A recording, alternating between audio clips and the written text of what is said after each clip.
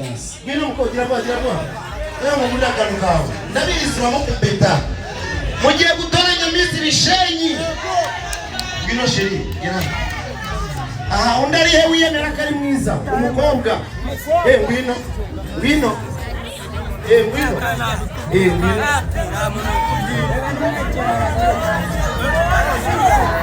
Ufite kingahe?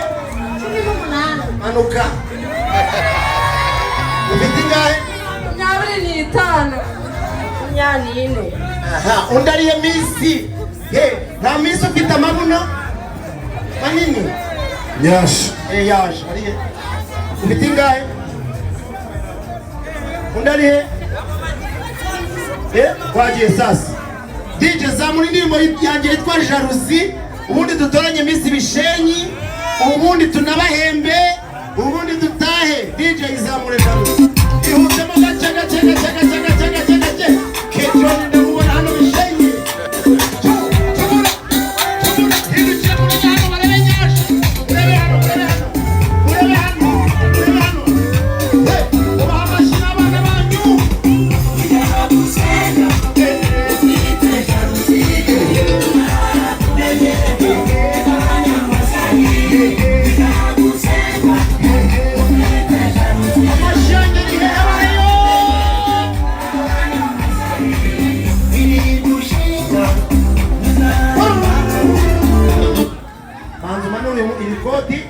Rimana rushira kwipatana rukuntu yacize akantu abahungu batarebe ibyacu shedi.